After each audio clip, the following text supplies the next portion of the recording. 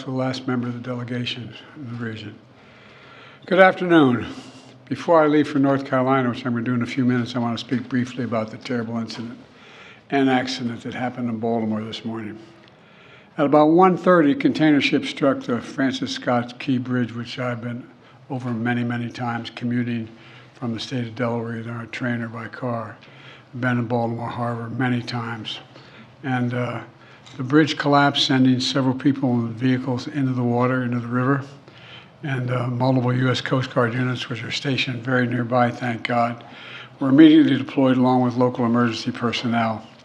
And the Coast Guard is leading the response to the port, where representatives from the Federal Highway Administration, the FBI, the Department of Transportation, the Army Corps of Engineers, as well as Maryland officials and Baltimore Police and Fire, are all working together to coordinate an emergency response. Officials at the scene estimate 8 people were unaccounted for still. Not still, were unaccounted for. That number might change. 2 have been rescued, 1 without injury, 1 in critical condition. And the search and rescue operation is continuing for all those remaining as we speak.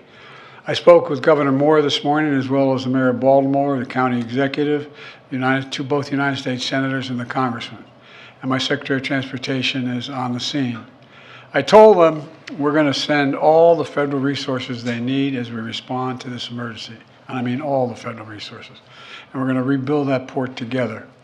Everything so far indicates that this was a terrible accident.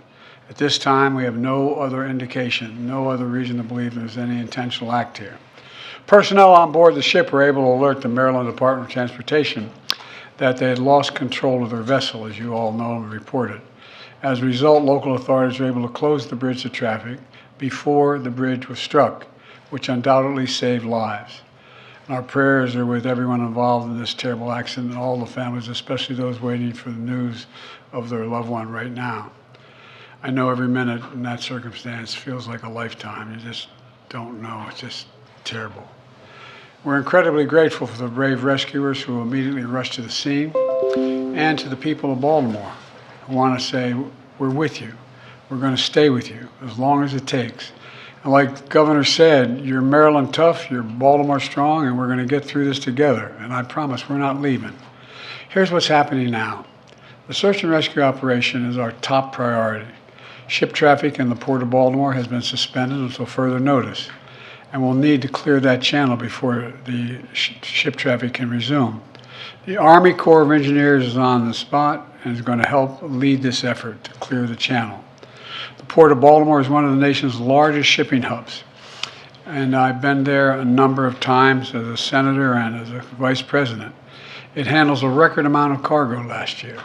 It's also the top port in America for both imports and exports of automobiles and light trucks. Around 850,000 vehicles go through that port every single year, and we're going to get it up and running again as soon as possible.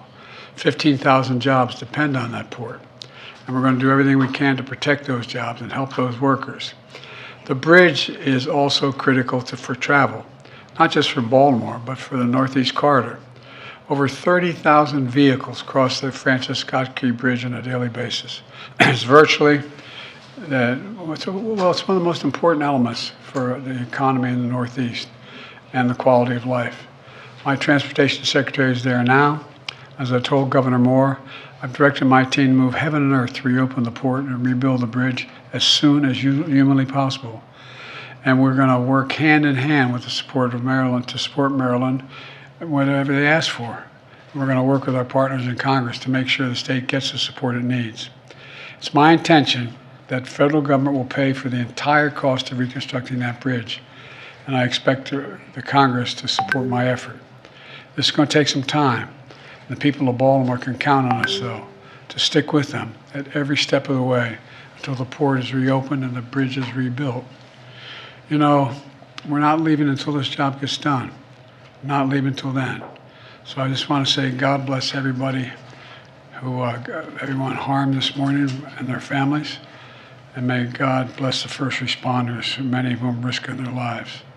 And the reason I'm not going to take a lot of questions, there's remaining issues that are open that we got to determine what's going to happen in terms of the rescue mission and the like. But Do you plan to go to Baltimore, sir? And if so, how quickly? I do, and as quickly as I can. That's what You said the federal government's also going to pay for the repairs. I'm just curious, this was a ship that appears to be at fault.